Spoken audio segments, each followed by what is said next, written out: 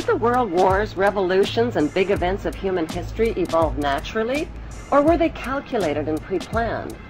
If they were pre-planned, who planned them, and what are they planning for the future of humanity? The answer to this puzzling question can be found within the boundaries of 3 of the world's most powerful cities.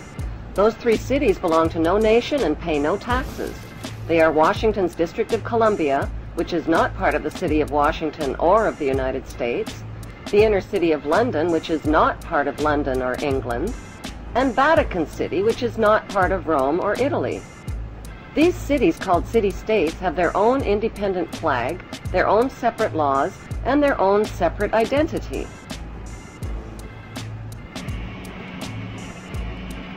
Vatican City is in fact a state, the smallest principality in the world. It lies on the banks of the Tiber, completely surrounded by the city of Rome. Its status as a separate state emerged from the Lateran Agreements of February 1929.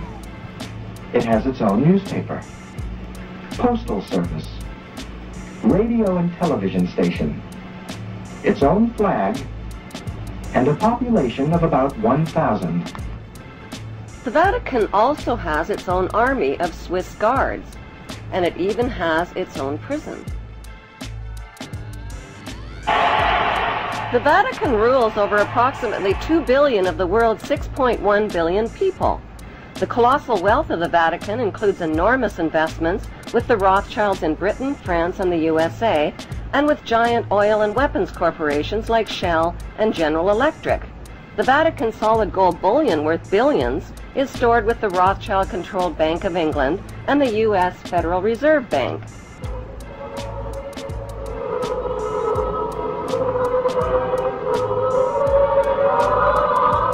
The Catholic Church is the biggest financial power, wealth accumulator, and property owner in existence, possessing more material wealth than any bank, corporation, giant trust, or government anywhere on the globe.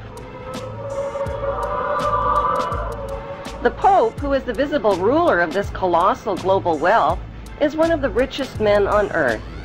While 2/3 of the world earns less than $2 a day, and 1/5 of the world is underfed or starving to death, the Vatican hoards the world's wealth, profits from it on the stock market, and at the same time preaches about giving. How did the Pope and Vatican accumulate all that wealth over the millennium? One method was to put a price tag on sin. Many bishops and popes actively marketed guilt, sin, and fear for profit by selling indulgences. Worshippers were encouraged to prepay for sins they hadn't yet committed and get pardoned ahead of time. Those who didn't pay up risked eternal damnation in Satan's oven. Pope Leo X rebuilt St. Peter's Basilica, selling tickets out of hell and tickets to heaven. During the Dark Ages, the Catholic Church not only hoarded the wealth they collected from the poor, but hoarded knowledge. They kept the masses ignorant and in the dark by denying them a basic education.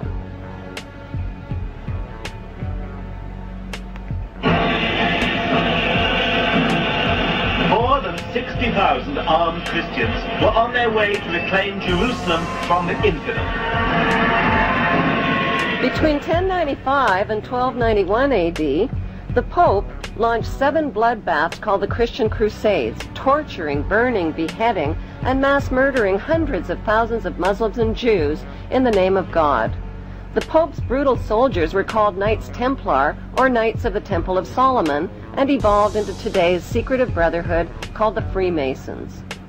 Between 1450 and 1700 AD, the Catholic Church followed up their holy terror with the Inquisition. Based on rumors of practicing witchcraft, the Catholic Church hunted down, tortured, and burned alive millions of innocent women at the stake.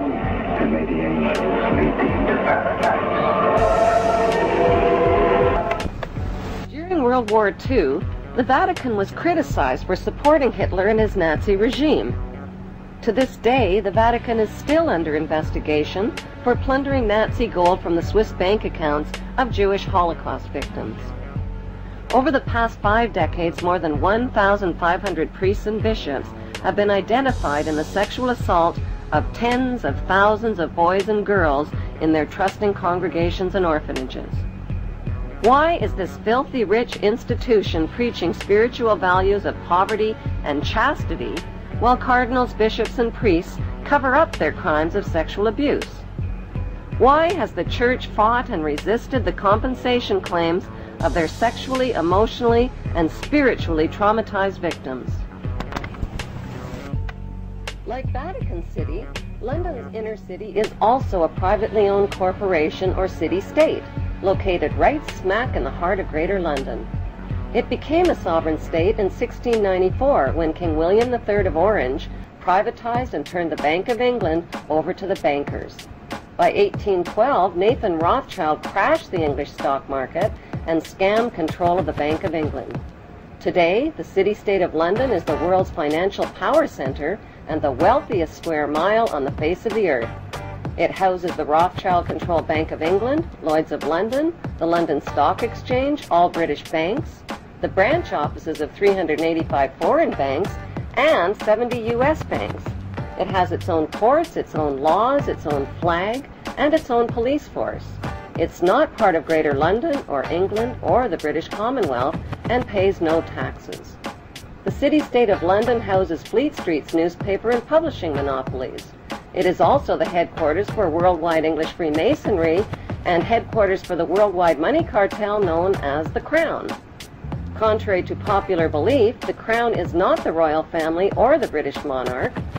The Crown is the private corporate city-state of London. It has a council of 12 members who rule the corporation under a mayor called the Lord Mayor. The Lord Mayor and his 12-member council serve as proxies or representatives who sit in for 13 of the world's wealthiest, most powerful banking families. This ring of 13 ruling families includes the Rothschild family, the Warburg family, the Oppenheimer family, and the Schiff family. These families and their descendants run the Crown Corporation of London.